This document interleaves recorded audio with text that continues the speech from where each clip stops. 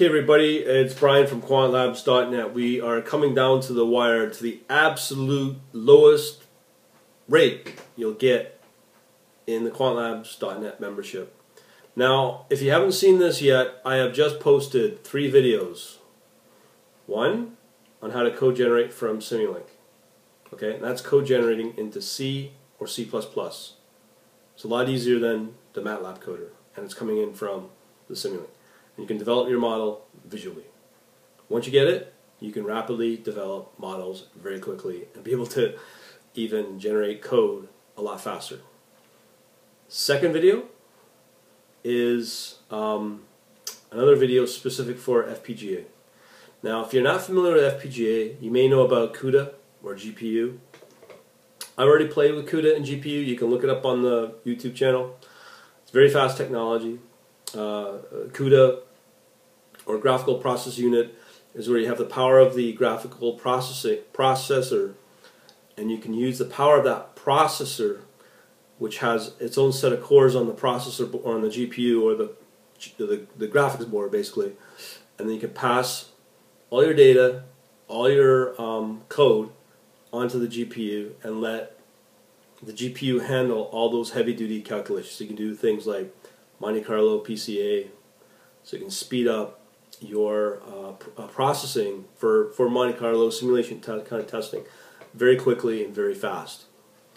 The problem with GPU is that transfer rate between CPU to the GPU takes a lot of time. So if you're working with a data set with a time series of, let's say, 5 million observations, there is that time it takes, physical time, when you have it in your CPU to be able to transfer it from the CPU to the GPU.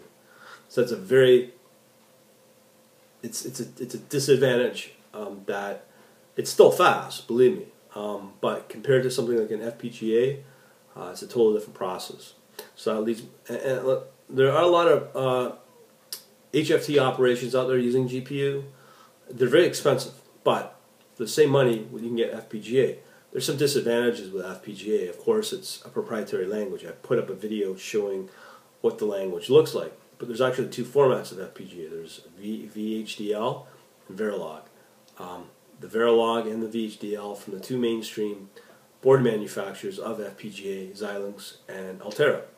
So MATLAB has a way to convert your model, like I've shown the Simulink visual model, and be able to co-generate into either Verilog or VHDL. It just depends on what manufacturer you go with, as I said, Altera or Xilinx. So, because I've now demoed, I said 3 videos, but actually I meant 2 videos. But there's 2 videos, one for C++, and the other one for, sorry about that. And the other one is for VHDL and Verilog. So what does that mean? We're now entering into a new phase where we can now rapidly develop training models for C++, C, FPGA, and that is, again, when you hear low latency, but there's another term for ultra low frequency. That's what FPGA is. It is the lowest, fastest possible way of training. End of story. Now, I've also put up another video, maybe I'll call that the 3rd video, about a smart water meter that I just got installed that is using radio frequency to be able to transmit data bidirectionally. That could be incoming, could be your market data from an exchange, let's say. And then you have your server at the other end where it's executing trades, and it can send through that radio frequency as well. So this is now being looked upon as of the last few months, where private networks are being built between large server operations for HFT purposes or high frequency trading purposes, and they are being used so that those rack of servers don't need to sit on direct market access, or DMA as they call it, basically in the warehouses of the exchanges. So that's the next generation. But guess what? You can't do that through traditional languages like C or Java. The only possible way to use this technology is through FPGA. And that's why, and that's where the value of using FPGA comes into play. Now, each manufacturer, Altera and Xilinx, have their own suites or developer suites of software to be able to generate all those kind of code and hand code it. But because you can now visually do it in Simulink and then generate it through Verilog, it's it's a no-brainer, right? But is it quality code? That is $1 million question. But as I always keep saying, at the same time, is that you can optimally tweak that code. But the configuration options are very powerful. I mean, I've shown a few set of options that are available to customize your code and optimize it. The other argument is, I'm sure there's a lot of people going on about, oh, well, it's code generation, it's not very good quality code. Yeah, you might be right. But here's the thing, is that both Xilinx and Altera have special custom blocks available for Simulink that are from those manufacturers, and you can use those from your Simulink block library and use exact blocks from those manufacturers that are specific for FPGA purposes. So the question would be, if the code wasn't that optimized, why would the major manufacturers provide custom blocks of, as third party into the Simulink environment?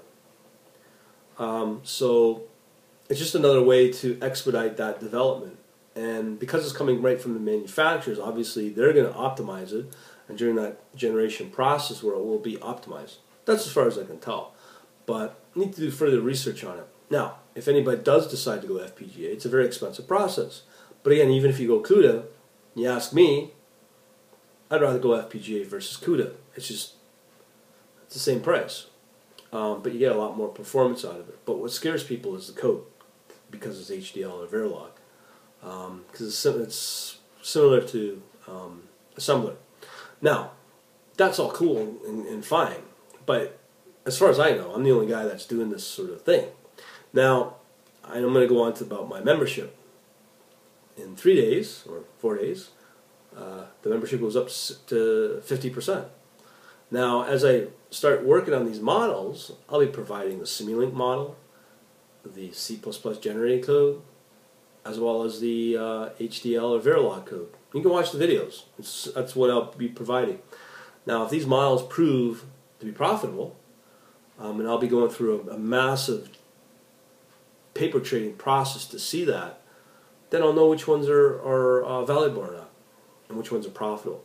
But again, it also depends upon the frequency, the type of asset, and what model and strategy am I using for all those combinations that makes it profitable. So you can imagine, if I'm working towards profitability, this membership becomes more valuable. Now, I've envisioned early January 2013 that there had to be an increase. But I think within the next 6 months or within a year, that rate is going to go up 3 times, at least. So people always ask for discounts and samples, and I've been doing this for the last 2 years. That is a discount. So if you still want that discount, you got 3-4 days. January 22nd is when it goes up 50%. So I'm not sure what you're holding on for. If you really want to understand high frequency and at the same time get the models already coded for you, and then you can just use that as a code base to work from. Like, seriously, to generate that code and have it hand coded by a qualified programmer, you're looking at least $100 an hour, easily. Ask anybody at Goldman Sachs or Morgan Stanley. That's it. So you be the judge, and if you decide if you want to be part of this or not. If you're really serious about it, not only that, but there's a lot of retailers, traders, scared to get out in markets because of things like FPGA, C++ generating code for high frequency trading. It's wiping them out. So if you want to stay doing what you're doing, you know what to do. Easy as that. But I'll leave that with you, and you got 3-4 days to decide. You choose. As I like to say, choose well, my friends. Choose well. Later.